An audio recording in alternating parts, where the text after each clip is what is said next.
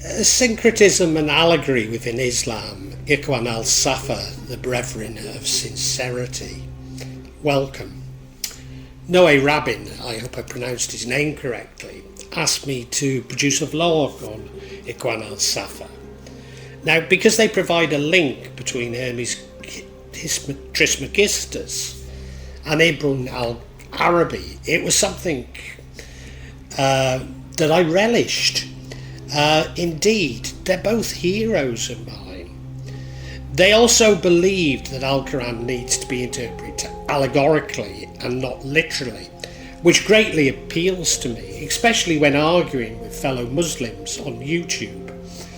Indeed, to the brethren, knowledge is knowledge, regardless of its origin, including other religions and scriptures.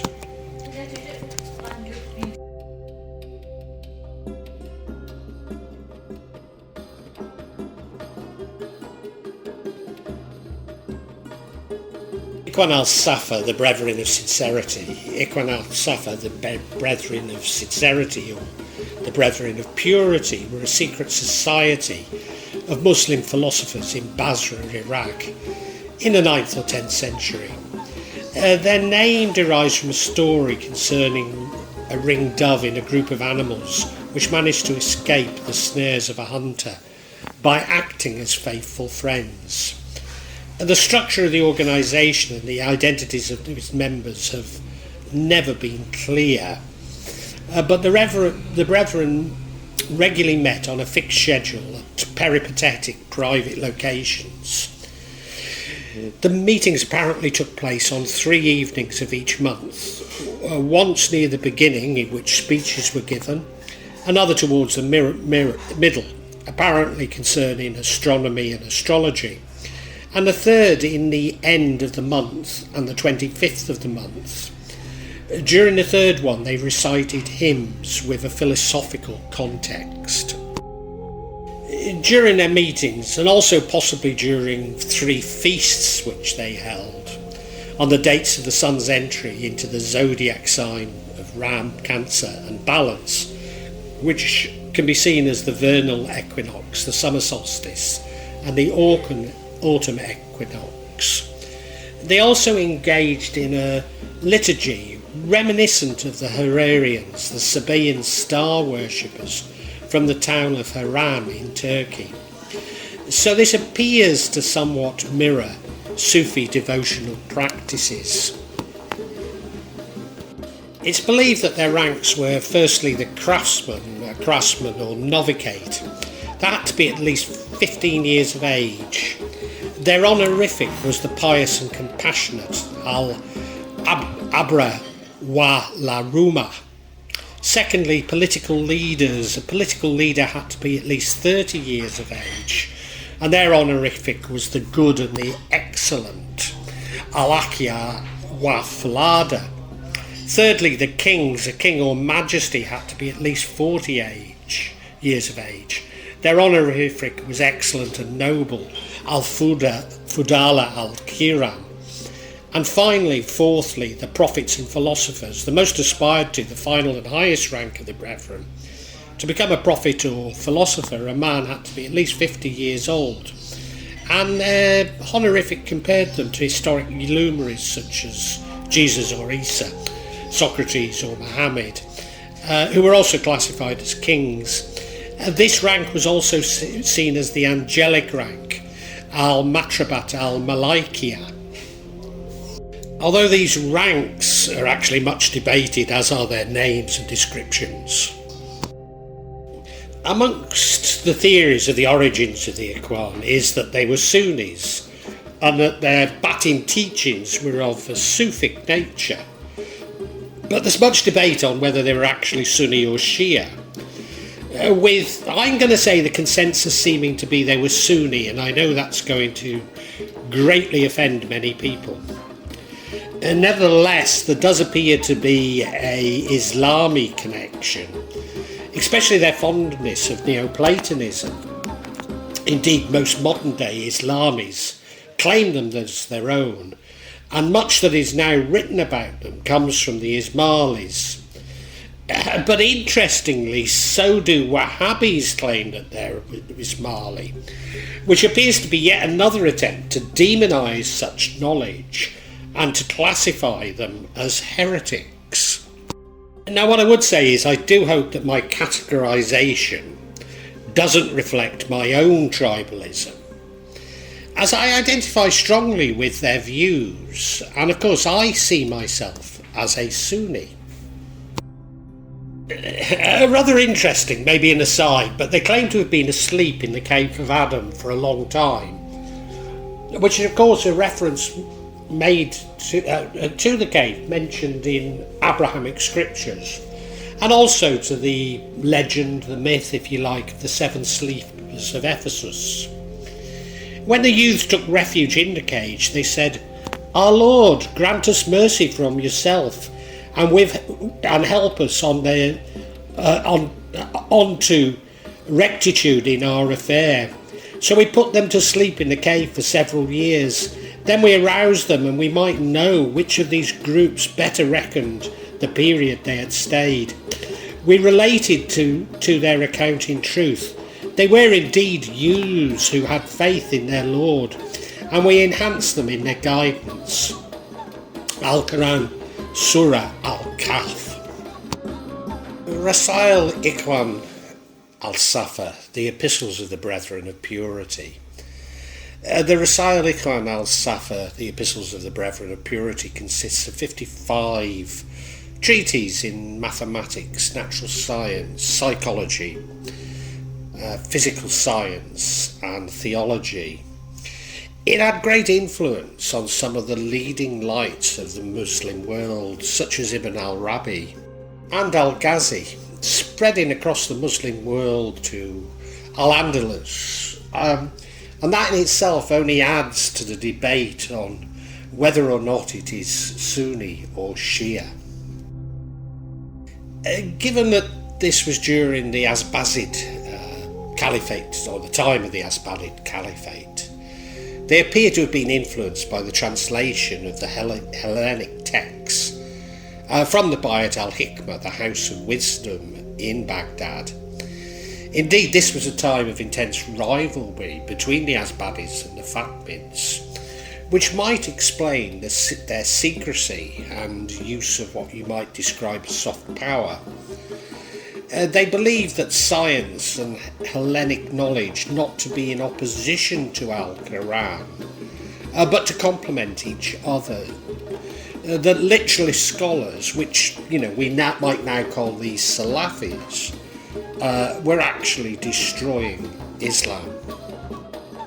So its philosophical outlook was Neoplatonic, and of course it tried to integrate Greek philosophy, and especially the dialectical reasoning and logic of Aristotle, or maybe we should say Aristotelian, with various astrological, Hermetic, Gnostic and Islamic schools of thought. As scholars have seen both Ismaili and Sufi influences in the religious context, and Mutazilite acceptance of reasoning of the work. Others, however, believe the Brethren to be free thinkers who transcended sectarian divisions and were not bound by doctrines of any specific creed. You can see why I like them, can't you? And from the book itself, to shun no science, scorn any book, or to cling fanatically to no single creed, for their own creed encompasses all others and comprehends the sciences generally. This creed is the consideration of all existing things, both sensible and intelligible from beginning to end, whether hidden or overt, manifest or obscure, insofar as they all derive from a single principle, a single cause, a single word, and a single soul. Brilliant, isn't it? The first part of the epistles are on mathematics. In fact, it groups 14 epistles that include treatises on arithmetic, geometric, astronomy, geography, and music, along with tracks in elemental logic. The Brethren divided mathematics itself into 4 sections. Arithmetic was Pythagoras and Nicomachus' domain. Platonomy ruled over the astrology with his Almagest. Geometry was associated with Euclid. And the 4th and last division was that of music. The second part is on the natural sciences and gathers 17 epistles on matters and form, generation and corruption, metallurgy, meteorology, a study of the essence of nature, the classes of plants and animals, including a fable. Although what you will notice is, although it seems pretty comprehensive, the one thing that's missing, or strikingly the one thing that's missing from that, is medicine. The third part is on psychology, if you like, and comprises the 10 epistles on the physical and intellective sciences, dealing with the nature of intellect and intellectable, the symbolism of temporary cycles, the mystical essence of love, resurrection causes and effects, definitions and descriptions. So although I say it doesn't, that medicine seems to be missing, to a certain degree they even followed my view that all medicine is placebo, and that really we need to be looking at the psychology of illness rather than the effects of illness. And the 4th and final part deals with theology in 11 epistles, investigating the varieties of religious sects, the virtue of the companionship of the Brethren of Purity, the properties of genuine belief, the nature of divine law, the species of politics and the essence of magic. So Epistle 52 is on magic, and it's the last in the corpus. And it presents a short version of the epistle on magic, incarnations and the evil eye.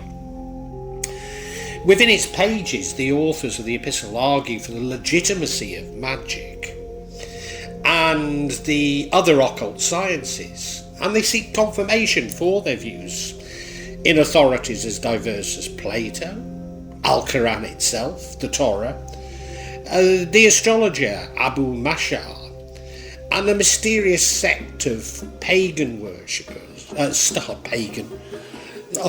worshippers, known as the Sabaeans of Haran in Turkey.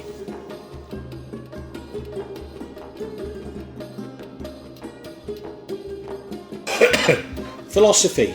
Despite the obvious Neoplatonist influences, some have argued that much was derived from my hero, Hermes Trismegistus, but of course that probably is of Hellenic origins, despite the claims.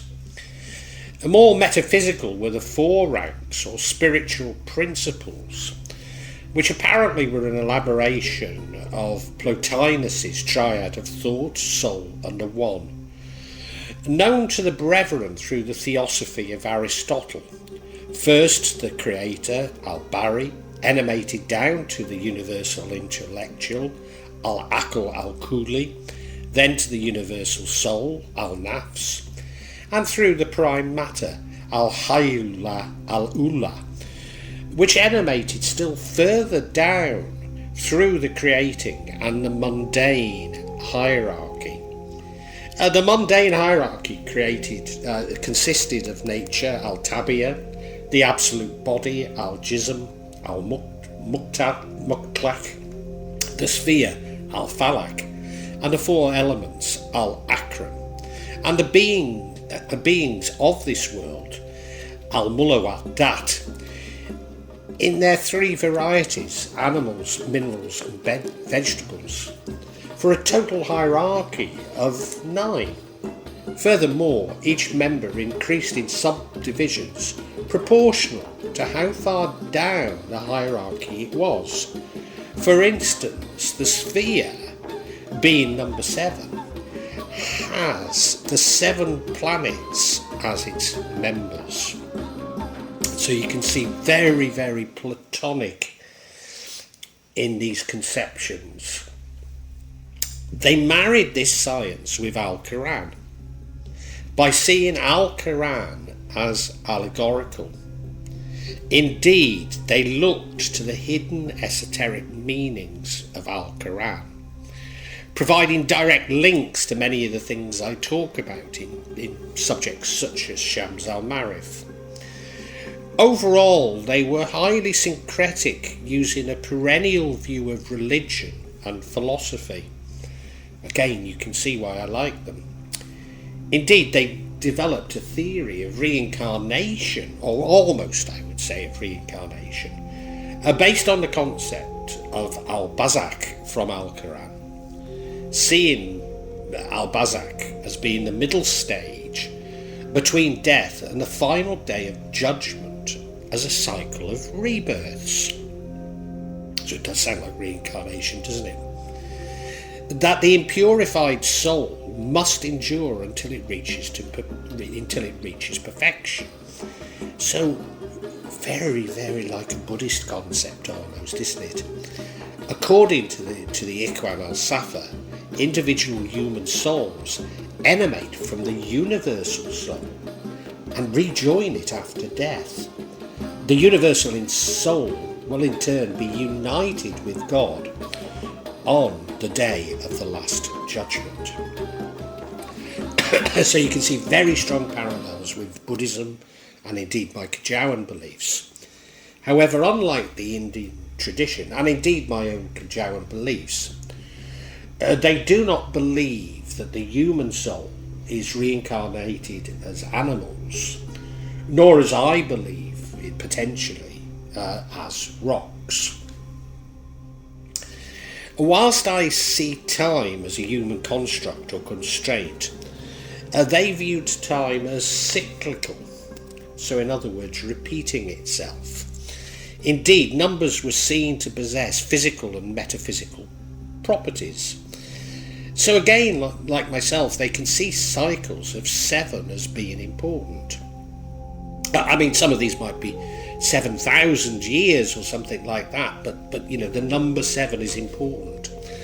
So these cycles of 7 give rise to mini days of judgment. Now, I've never come across this before, but it is something that I've sort of had in the back of my mind as potentially something that I believe, or at least must consider, but I've never come across it before. Now, having talked about 7, of course, 7 is important to Ismailis. So it does add a little bit further fuel to this debate on whether or not they're Ismaili. What I would say is that the parallels with my own Kajawan beliefs are incredibly strong. However, they probably reflect the Hindu-Buddhist contribution to Kajawan more so than Ikhwān Al-Ṣafā. Nevertheless, what I would say is they are very much respected and loved in Indonesia, so I couldn't discount that. Nevertheless, I have to say that where I have some concern is with their elitist secrecy. This has never appealed to me because I always think that we must always be truthful, we must never hide anything, and I don't agree with elitism whatsoever. Indeed, I've even come across some American vlogs describing them as Masonic or Rosicrucian. And of course there is the myth of Christian Rosencrantz and meeting up with Sufi mystics. But could these be the Sufi mystics that the myth is about? Now, they themselves believe that not everybody could grasp the allegorical nature of Al-Quran, and I suppose you can't disagree with that, can you? You can't disagree with the logic. And they argued that these people needed to focus on literal translations of Al-Quran. These people need to see Islam as embodying a set of rules by which they must submit.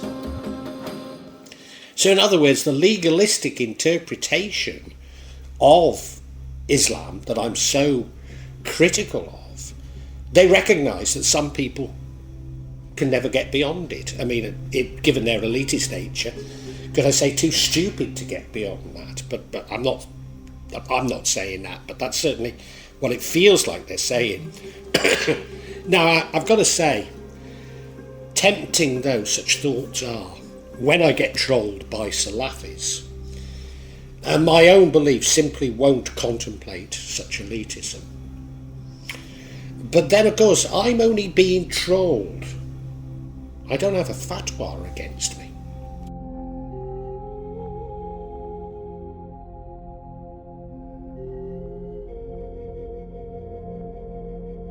Well, I really hope you've enjoyed this vlog, and if you have, can you help me out a little? Subscribe to the channel, hit the bell, and then you'll be notified of future vlogs, but also hit the like button and make a comment, because these seem to be what determine the YouTube algorithm, and I'm being really punished by it. So whatever help I can get from you is so appreciated. It really is. When I started this, I was going to do it this section, the real magic of Java. I was going to issue maybe every 2-3 months. Now it's happening maybe every 2 or 3 days. So yeah, if you hit the bell, you'll hear about it. And thank you so much. Thank you for listening. Really heartfelt thanks.